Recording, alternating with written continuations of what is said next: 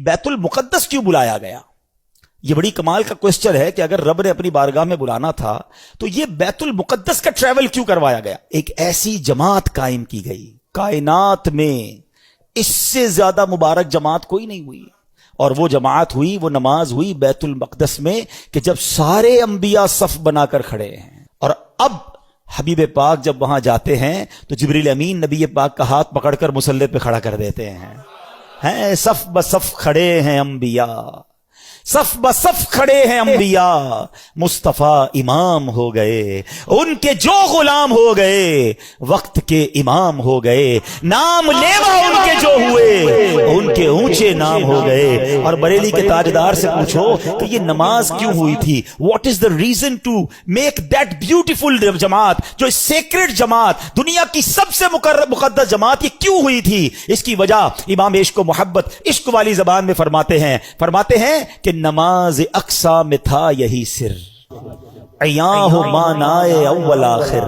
کہتے جو اقصا میں جماعت ہوئی تھی نا، اس میں ایک راز تھا، اور وہ راز یہ تھا کہ پتہ چل جائے کہ اول کون ہے، آخر کون ہے، افضل کون ہے، مفضول کون ہے، آقا کون ہے اور اس کے پیچھے کون ہے۔ سبحان اللہ۔ کہتے نماز اقصا میں تھا یہی سر، عیاں ہو مانائے اول آخر، ہے دست بستہ پیچھے حاضر، جو سلطنت آگے کر گئے تھے، جو پہلے سلطنت انبیاء کر گئے، وہ سارے ہاتھ باندھ کر پیچھے کھڑے ہیں۔ سب کو بتا دیا گیا کہ رب کا حبیب کون ہے، سب کا آقا کون ہے۔ گویا یہ منظر اس وقت ظاہر ہو گیا کہ خلق سے اولیاء، اولیاء سے رسول، اور رسولوں سے اعلیٰ، اور رسولوں سے اعلیٰ۔ مسجد اقصی میں جب نبی پاک علیہ الصلوۃ والسلام پہنچے نا، تو اب وہاں پر نبیوں نے خطبہ دیا۔ اب ذرا خطبہ سنیے گا۔ سب سے پہلے حضرت ابراہیم نے خطبہ دیا، الحمدللہ الذی اتخذنی خلیلا، تمام تعریفیں اس اللہ پاک کے لیے جس نے مجھے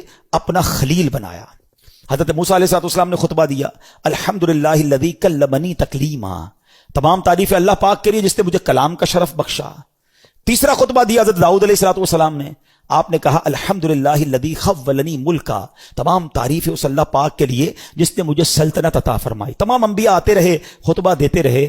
اب جب نبی پاک علیہ السلام کی باری آتی ہے، اللہ کے حبیب کی باری آتی ہے، آپ نے فرمایا الحمدللہ الذی ارسلنی رحمتا للعالمین، تمام تعریفیں اس رب کے لیے جس نے مجھے رحمت بنا کر بھیجا۔ اسی خطبے کے دوران سنو اے امتیوں، تمہارے آقا تمہیں اس شاندار محفل میں بھی نہیں بھولے۔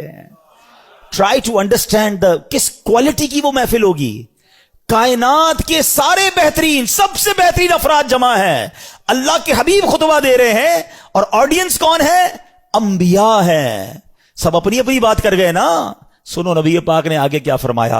اللہ کے نبی کہتے تمام تعریفیں اس اللہ پاک کے لیے جس نے میری امت کو بہترین امت بنایا، جو لوگوں کے لیے نکالی گئیں۔ تمام تعریفیں اس اللہ پاک کے لیے ہیں جس نے میری امت کو سب سے افضل بنایا۔ تمام تعریفیں اس اللہ پاک کے لیے ہیں جس نے میری امت کو اول بھی بنایا۔ اول کیوں؟ کہ ساری امتوں میں سب سے پہلے جنت میں نبی پاک کی امت جائے گی، اور میری امت کو آخر بھی بنایا کہ یہ امت دنیا میں آنے کے اعتبار سے سب سے آخری امت ہے۔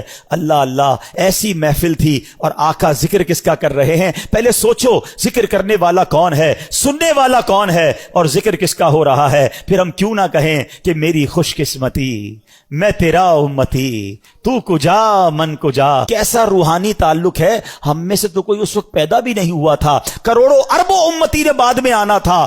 آقا معراج کی رات بھی اپنی گناہگار امت کو یاد رکھے ہوئے ہیں۔ ارے بتاؤ، جو دنیا میں امت نہیں آئی اس کا پہلے خیال رکھ سکتا ہے تو خود پروا پردہ فرما جائیں تو بعد میں آنے والی امت کا خیال کیوں نہیں رکھ سکتا ہے؟ وہ آج بھی مدد فرماتے ہیں، وہ آج بھی نگاہ فرماتے ہیں، وہ آج بھی امت کا خیال رکھتے ہیں، اور سنو انشاءاللہ بروز قیامت بھی ہماری شفاعت فرمائیں گے۔